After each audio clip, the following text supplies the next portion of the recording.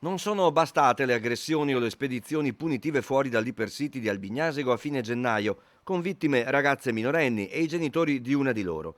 Sabato pomeriggio in Prato della Valle una tredicenne è stata aggredita da una quattordicenne che frequenta la stessa scuola media, spalleggiata da due maschi quindicenni. Ha riportato contusioni guaribili, secondo il medico del pronto soccorso, in 7 giorni.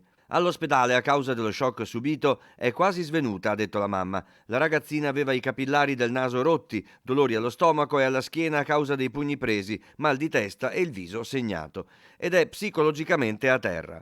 I genitori hanno presentato denuncia ai carabinieri. La causa dell'aggressione sarebbe stata una parola di troppo tra le due adolescenti. Oggi la tredicenne non è andata a scuola. Una pattuglia della polizia locale fa servizio presso l'edificio scolastico all'ora di entrata e di uscita, perché picchiatrice e vittima non entrino in contatto. E sono in corso le procedure già concluse di identificazione di tutti i coinvolti all'interno dell'aggressione. Risponderanno del reato di lesioni e poi ci saranno delle conseguenze sulla parte rieducativa sicuramente. Il capitano Gentili invita tutti a non avere paura di denunciare. Tutte le caserme e i comandi provinciali sono a disposizione di chi subisce violenza a tutte le età.